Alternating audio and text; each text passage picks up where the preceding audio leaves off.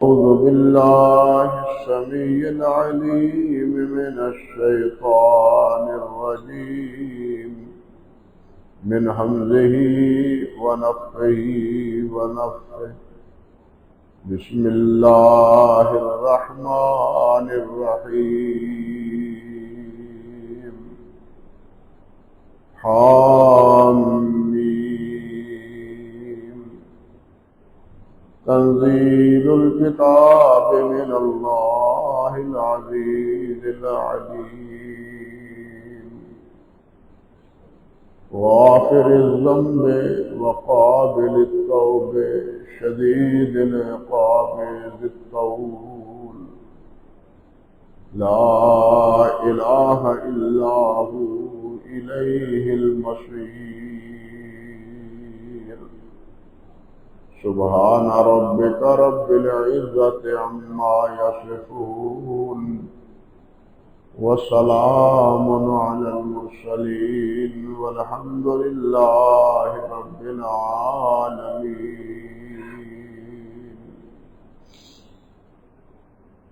محترم معزز سامعین کرام، عزت مآب میری بہنوں، میری بیٹیوں، سورت المومن کی یہ آیت جو میں نے آپ کے سامنے پڑھی ہے، اس کے متعلق جو پہلے اللہ سبحانہ و تعالیٰ کی صفات بیان ہوئی ہیں کہ اللہ ذو الجلال عزیز ہے، اللہ علیم ہے، اللہ غافر الذنب ہے، اللہ قابل التوب ہے۔ ان الفاظ کی کچھ توضیح، کچھ وضاحت گزشتہ خطبات میں آپ کے سامنے عرض کر چکا ہوں، اور آج اس سے آگے جو اللہ رب العزت نے فرمایا ہے شدید العقاب، کہ وہ اللہ سخت عذاب دینے والا ہے۔ یعنی جہاں اللہ ذو الجلال والاکرام غافر الذنب ہیں، گناہوں کو معاف کرنے والے، جہاں اللہ سبحانہ و تعالیٰ توبہ قبول کرنے والے ہیں، وہاں اللہ ذو الجلال سخت عذاب دینے والے ہیں۔ یہ مت بھول جاؤ کہ اللہ ذو الجلال والاکرام اپنے باغیوں سے، اپنے نافرمانوں سے اور اپنے نبی کی نافرمانی کرنے والوں سے کوئی تعرض نہیں کریں گے، بالکل نہیں، بلکہ اللہ سبحانہ و تعالیٰ کی پکڑ بڑی شدید ہے، بڑی سخت ہے، وہ اللہ ذو الجلال کی پکڑ سے بچ نہیں سکے۔ شدید سخت کے معنی میں استعمال ہوتا ہے، اور عقاب اس کے معنی عذاب کے، اسی لفظ سے عقوبہ استعمال ہوتا ہے، عقوبت، قید خانہ، سزا، اور اس کا مادہ عاقبہ ہے، یعنی عین قاف با قاف کے نیچے زیر، عاقبہ۔ اور عاقبہ کے معنی ہیں ایڑی کا پچھلا حصہ، ایڑی کا، پاؤں کی ایڑی جو ہوتی ہے اس کے پچھلے حصے کو کیا کہتے ہیں؟ عقب، اور اس کی جمع عقاب۔ حدیث میں آتا ہے نبی علیہ السلام نے ارشاد فرمایا ویل للعقاب من النار اسبغ الوضوء۔ ایک آدمی کا، ایک ساتھی کا پاؤں دیکھا آپ نے، وضو کیا ہوا تھا، لیکن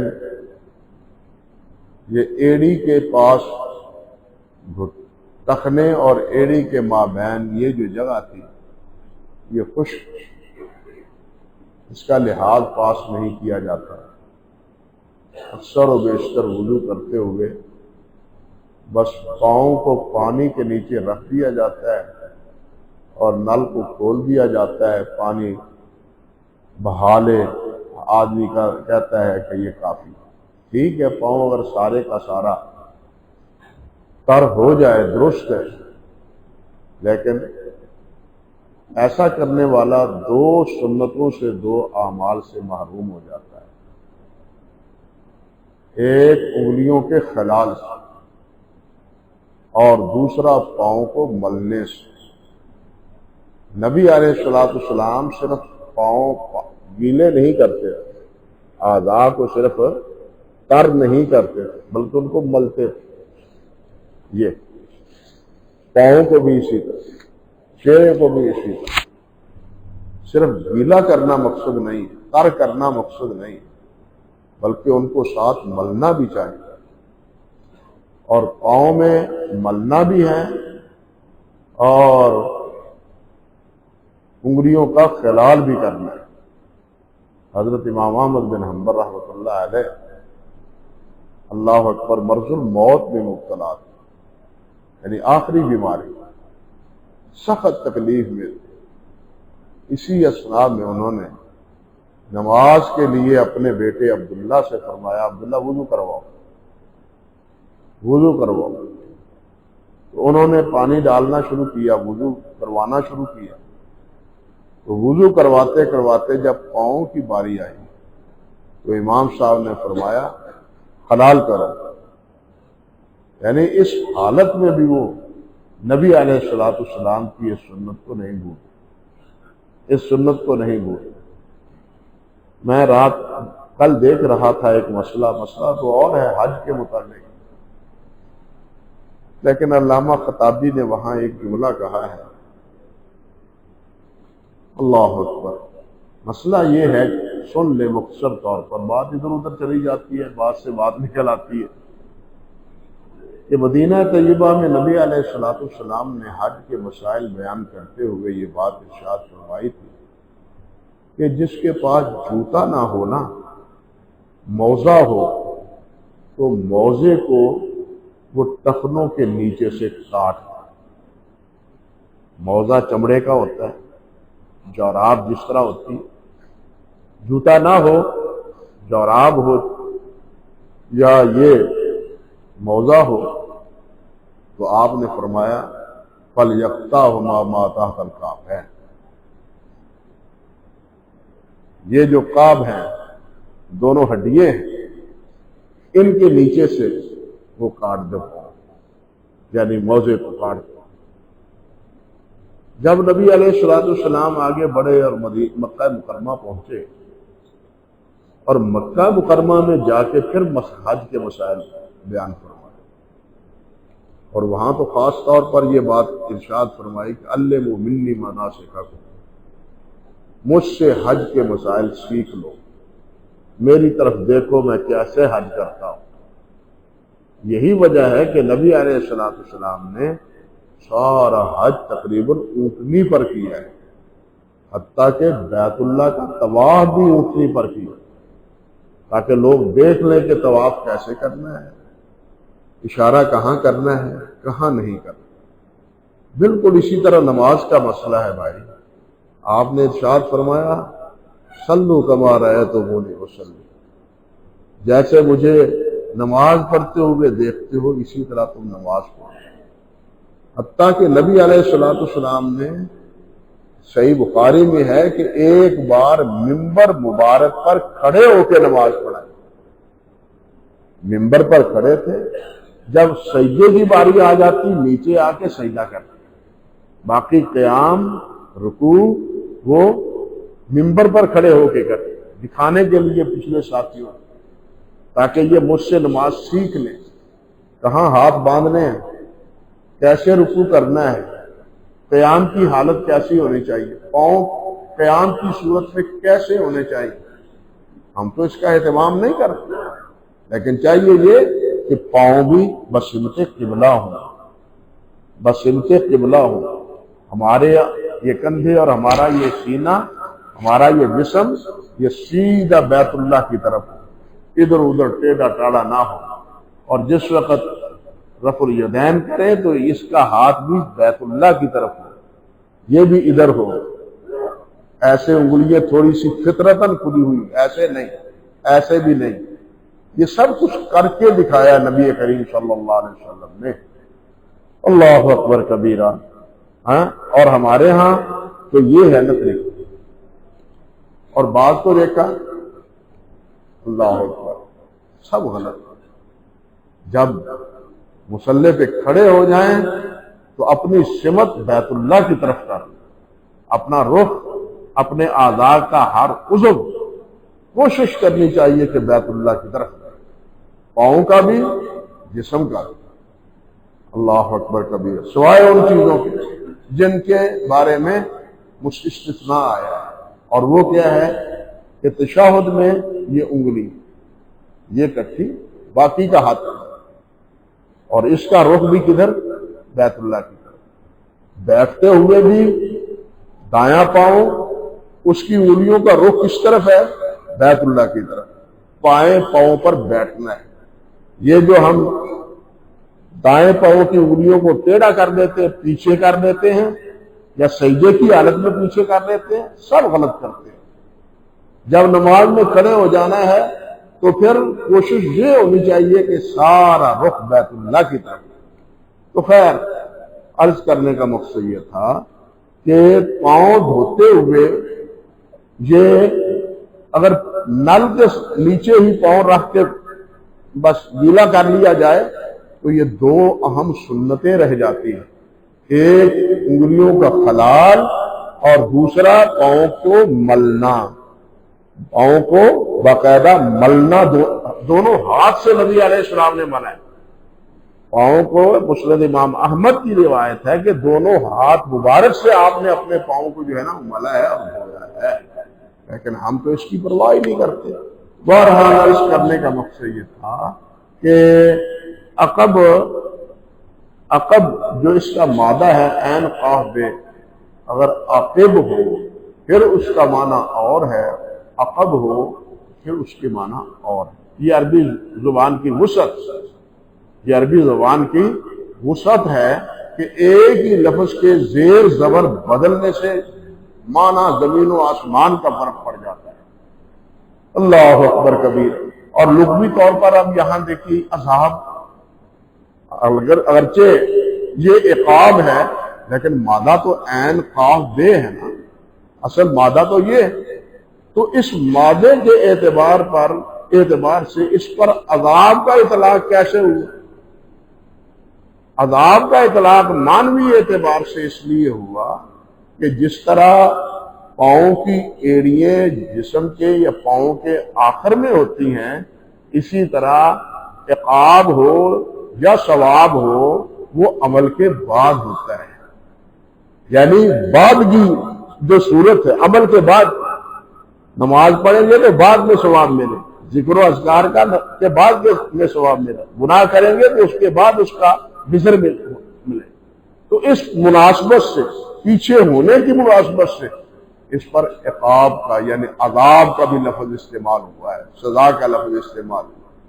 اور یہ قرآن مجید کا اسلوب ہے کہ جہاں اللہ سبحانہ و تعالیٰ کی بخشش، اللہ رب العزت کی رحمت، یا جہاں آخرت کا ذکر وہاں دنیا کا بھی ذکر ہے، جہاں جہنم کا ذکر ہے ساتھ جنت کا بھی ذکر ہے، جہاں اللہ کی بخشش اور مغفرت کا ذکر ہے تو وہاں ساتھ اللہ کے عقاب کا اور عذاب کا بھی ذکر ہے۔ یعنی یہ پورے قرآن مجید میں یہ اسلوب ہے۔ اب یہاں اللہ سبحانہ و تعالیٰ کی پہلے دو صفات بیان ہوئی ہیں، غافر الذنب وقابل التوب، غافر الذنب وقابل التوب، گناہوں کو بخشنے والا اور توبہ کو قبول کرنے والا۔ اب اسی اسلوب کے مطابق یہاں تیسری چیز کیا بیان ہوئی ہے؟ شدید العقاب۔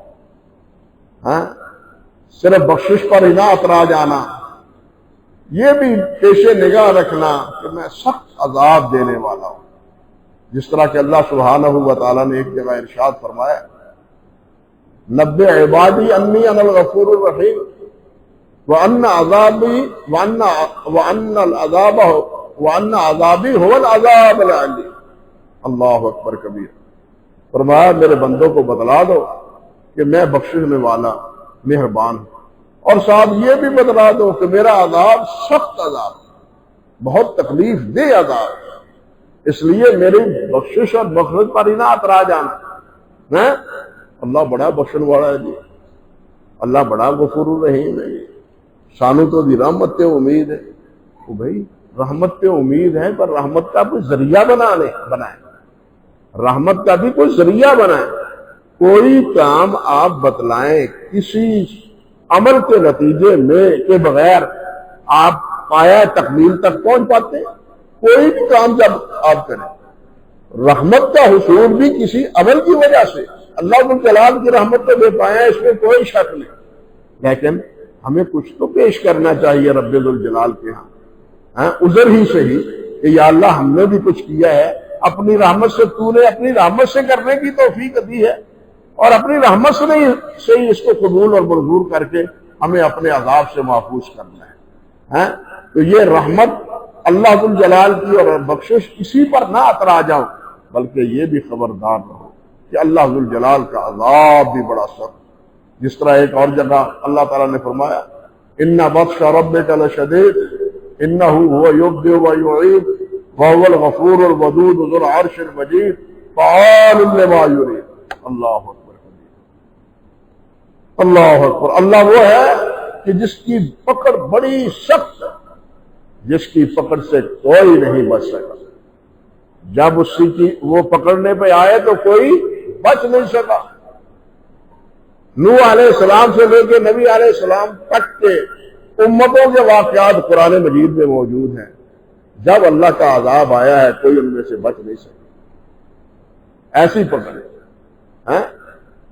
ان بطش ربک لشدید انہ هو یبدئ ویعید، وہی ابتدا کرنے والا، وہی ابتدان پیدا کرنے والا ہے، اور یاد رکھو وہی لوٹانے والا ہے تمہیں، دوسری زندگی دینے والا بھی وہی ہے۔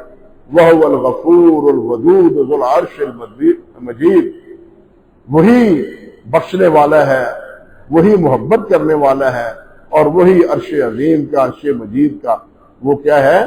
مالک۔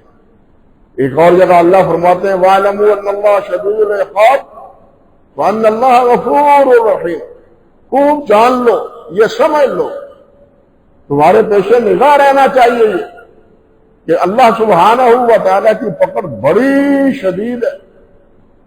وَاعْلَمُوا أَنَّ اللَّهَ شَدِيدُ الْعِقَابِ وَأَنَّ اللَّهَ غَفُورٌ رَحِيمٌ، اور اللہ تعالیٰ بخشنے والا ہے۔ دونوں چیزوں کا ذکر اللہ ذو الجلال نے فرمایا۔ ایک جگہ اللہ فرماتے ہیں ان ربک لذو مغفرۃ للناس علی ظلمہم وان ربک لشدید العقاب۔ اللہ پاک نے فرمایا جان لو، سمجھ لو کہ ان ربک لذو مغفرہ، اللہ تعالیٰ بخشنے والا ہے، لوگوں کو اللہ تعالیٰ بخشنے والا ہے، معاف کر دینے والا ہے، علی ظلمہم، ان کے ظلم کے باوجود، ان کی غلطیوں نافرمانیوں کے باوجود اللہ بخشنے والا ہے۔ اگر اللہ ذو الجلال چاہے سب کو معاف کر دے، اللہ ذو الجلال چاہے کبیرہ سے کبیرہ گناہ کو معاف فرما دے سوائے شرک سے۔ ان اللہ لا یغفر ان یشرک بہ ویغفر ما دون ذلک لمن یشاء۔ اللہ ذو الجلال مشرک کو اور شرک کو معاف نہیں کرے گا، اس کے علاوہ جس کو چاہے گا اللہ تعالیٰ معاف فرما دے۔ یہ اللہ کی مشیت پر ہے۔ ایک ہے اللہ کا فیصلہ، ایک ہے اللہ کی مشیت، دونوں میں فرق ہوتا ہے۔ تو بہرحال یہاں اس آیت میں فرمایا ان ربک لذو مغفرۃ للناس علی ظلمہم وان ربک لشدید العقاب، اور تیرے رب کا عقاب، عذاب وہ سخت۔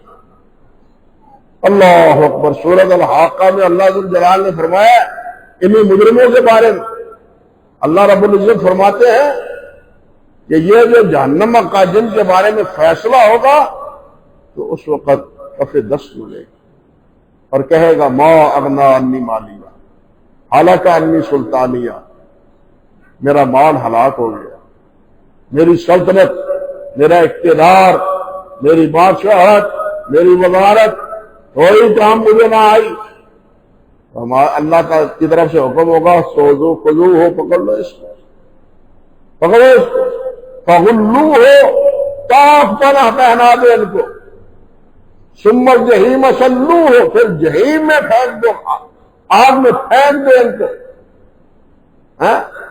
اور ساتھ ثم فی سلسلۃ ذرعھا 70 ذراعا فاسلکوہ، 70 لمبی زنجیروں میں انہیں جگڑ۔ اللہ اکبر کبھی 70 لمبی زنجیروں میں انہیں جگڑ۔ پھر جہنم میں ان زنجیروں کے علاوہ جو سانپ ہیں، جو بچھو ہیں، اور دوسری دھسنے والی جو چیزیں، ان کا علم اور ان کی سزا اس سے مستضاد۔ آگ کا عذاب علیحدہ ہے، سانپ اور بچھو کے ڈسنے کا علم علیحدہ ہے۔ اسی لیے فرمایا کہ اللہ تعالیٰ کے عذاب جیسا کوئی عذاب دے سکتا ہی نہیں۔ اللہ اکبر کبھی۔ اللہ تعالیٰ ہمیں جہنم سے بچائے، عذاب شدید سے بچائے۔ تو اللہ ذو الجلال والاکرام نے فرمایا قابل التوب شدید العقاب، شدید سخت عذاب دینے والا ہے۔ اور آگے کیا فرمایا؟ ذی الطول، وہ بڑے فضل والا بھی، بہت فضل والا بھی۔ یہ طول اس کا مادہ بھی طا واو لام ہے۔ یہاں بھی دیکھیے کہ طا کے اوپر پیش پڑے تو طول، طا کے اوپر زبر پڑے تو طول، لفظ ایک ہی ہے، زیر زبر اور پیش کا فرق۔ طول کے معنی ہے لمبا، اور طول کے معنی ہے فضل، اللہ کا فضل، اللہ کی عنایت، مال، دولت، یہ سب طول میں آتے ہیں۔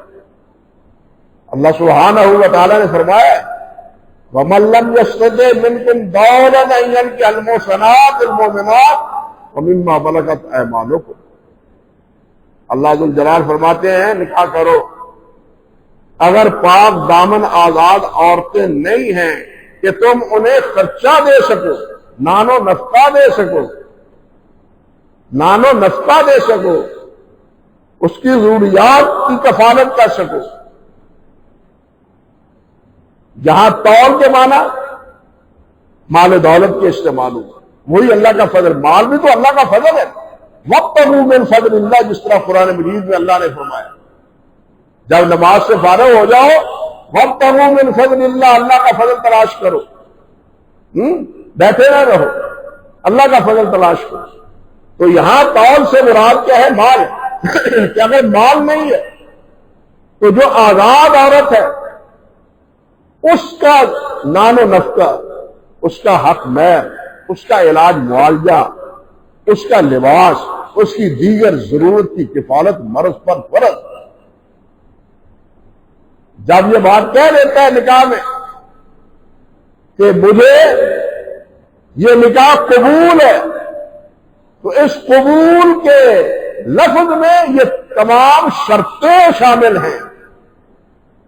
یہ مت سمجھے میں نے کب کہا تھا کہ اس کا علاج بھی کرواؤں گا، میں نے کب کہا تھا کہ اس کو کپڑے بھی دوں گا، بیمار ہو گیا تو جائے جا کے والدین سے علاج کرا کے آئے، میں کوئی ذمہ دار ہوں؟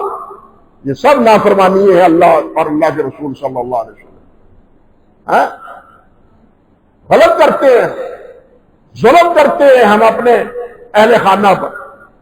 اس کی کفالت، اس کی روٹی، اس کا پانی، اس کا کپڑا، اس کی ضرورت، اس کا علاج معالجہ، وہ تمام مرد پر فرض لازم ہے۔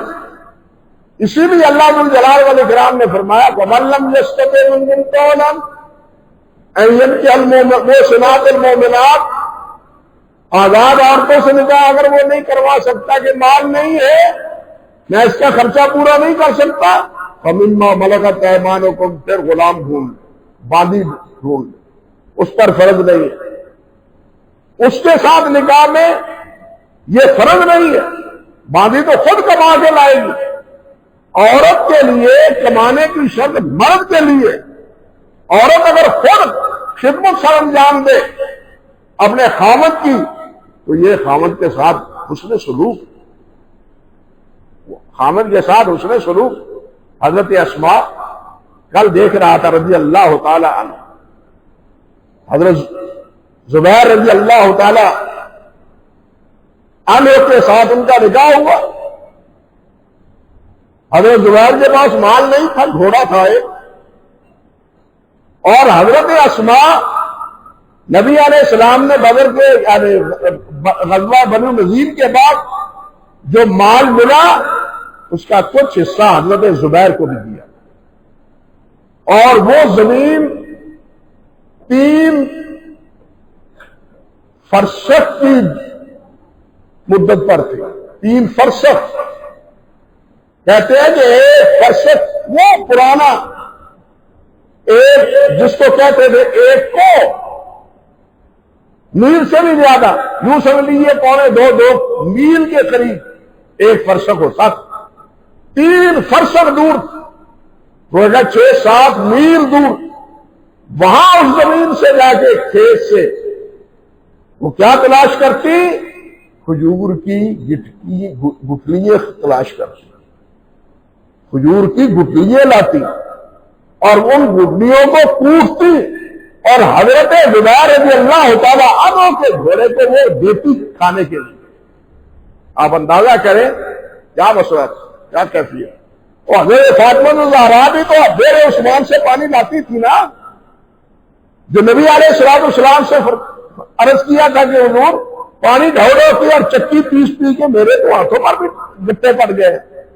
اس لیے اگر عورت بیوی یہ خدمات سر انجام دیتی ہے تو یہ اس کے احسانات کا مطلب ہے، اس لیے ان کی قدر کرنی چاہیے۔ اللہ سبحانہ و تعالیٰ ان کے فرائض بھی ہمیں ادا کرنے کی توفیق عطا فرمائے۔ تو یہاں بھی اللہ ذو الجلال نے فرمایا کہ اگر مال نہیں ہے غلام پہ شادی کر لو، لونڈی سے ساتھ شادی کر لو، تاکہ تمہارے ذمے یہ بوجھ نہ ہو، تم یہ ادا کرنے کے اہل نہیں ہو، نکاح کر لو۔ اب یہاں یہ بھی سوچئے کہ نکاح کی اہمیت کیا ہے۔ آزاد کے ساتھ گنجائش نہیں ہے نکاح کی، تو اللہ یہ نہیں فرمایا چلو بے نکاح دو، کوئی فرق نہیں پڑتا، سمجھے نا بات؟ نہیں ہے تو پھر کیا کرو؟ غلام کے ساتھ، لونڈی کے ساتھ تم نکاح کر۔ اللہ ذو الجلال نے فرمایا وَأَنكِحُوا الْأَيَامَ مِنكُمْ، جن کی شادی نہیں ہے ان کی شادی کرو، نکاح کرو۔ مجرد رہنا، نکاح کے بغیر رہنا، اس کو اللہ اور اللہ کے رسول صلی اللہ علیہ وسلم نے پسند نہیں کی۔ تو طول کے معنی ہے فضل کے، مال کے، اللہ کی عنایت، اور اسی معنی میں اللہ سبحانہ و تعالیٰ کا دوسرا مصدر ذو الفضل استعمال ہوا۔ جس طرح طول ہے اسی طرح ذو الفضل، کہ اللہ ذو الجلال صاحب فضل ہے، اور اللہ جس طرح اللہ ذو الجلال نے فرمایا واقعہ کر ہر چیز کے خزانے لہو مقالید السماوات والارض یبسط الرزق لمن یشاء اللہ ویقدر، زمین و آسمان کے خزانے اللہ کے ہاتھ میں، جس کو جو چاہتا ہے دیتا ہے، کسی کو فراوانی عطا فرما دیتا ہے اور کسی کو کم دیتا ہے۔ یہ اپنے فیصلے جو اس کے ہر فیصلہ حکمت پر مبنی ہے اس کے مطابق اللہ ذو الجلال کر رہے ہیں۔ اس لیے سب کچھ کس کے ہاتھ میں ہے؟ اللہ وحدہ لا شریک کے ہاتھ میں۔ اللہ اکبر کبیرہ۔ تو اللہ ذو الجلال ذو الفضل بھی، جس طرح اللہ نے فرمایا یختص برحمتہ واللہ یختص برحمتہ من یشاء واللہ ذو الفضل العظیم، اللہ ذو الجلال اپنی رحمت سے جس کو چاہتے ہیں مختص فرما لیتے ہیں اور جس کو چاہتے ہیں اپنے فضل عظیم سے نواز دیتے ہیں۔ اللہ اکبر کبیرہ۔ سورۃ مومن میں اسی سورت میں آگے آئے گا، اللہ ذو الجلال نے فرمایا ان اللہ لذو فضل علی الناس ولکن اکثر الناس لا یشکرون۔ فرمایا لوگوں پر اللہ ذو الجلال کا بڑا فضل ہے لیکن اکثر لوگ ناشکرے ہیں۔ اللہ کا فضل بہت ہے۔ انسان بیمار ہو جاتا ہے، پریشانی آتی ہے، اللہ پریشانیوں سے بیماریوں سے محفوظ رکھے، لیکن بسا اوقات انسان بالکل اللہ کا شاکی بن جاتا ہے، ناشکرا بن جاتا ہے۔ نبی علیہ الصلوۃ والسلام نے اس کا ایک حل بتلایا، آپ نے فرمایا لا تنظروا الی من فوقکم ولکن انظروا الی من اسفل منکم، اپنے سے اوپر کی طرف نہ دیکھو، نیچے کی طرف دیکھو۔ اگر تم ایک بیماری میں مبتلا ہو، تم چل پھر تو رہے ہو، وہ بھی تو بیمار ہے جو چل پھر سکتا ہی نہیں، بیماری چارپائی پر پڑا ہے، چارپائی پر پڑا ہوا بھی کھا پی رہا ہے، وہ بھی ہے جو چارپائی پر پڑا ہے اور نالیاں لگی ہوئی ہے، کھا پی نہیں سکتا۔ اس لیے نیچے کی طرف دیکھو، جب نیچے کی طرف دیکھو گے تو اللہ تیرا شکر، پھر کرے گا یہ اللہ کا شکر، یا اللہ تیرا شکر، جس حالت میں بھی ہو تیرا اللہ شکر ہے۔ تو یہاں بھی اللہ ذو الجلال نے ہوا ان اللہ لذو فضل علی الناس، اللہ کا فضل تو بہت ہے اپنے بندوں پر۔ اللہ روٹی دیتا ہے، صحت دیتا ہے، اولاد دیتا ہے، بلکہ خود اس جسم میں کتنی نعمتیں ہیں جو اللہ نے عطا فرما رکھی ہے، بغیر کسی قیمت کے، بغیر کسی قیمت کے دے رکھی ہے۔ اور یہی ایک سورج دیکھ لو، اس کی شعاؤں کی کتنی فضیلت ہے اور کتنی برکت ہے اور کتنا فائدہ ہے اسی سورج کا۔ لیکن اگر ہم یہ میسر نہ ہو رات کو بجلی والے تو پھر کتنا بل آتا ہے؟ اللہ کو بل لیتا ہے ہم سے؟ اللہ کو سورج کی تمازت اور سورج کی روشنی کا کوئی بل لیتا ہے ہم سے؟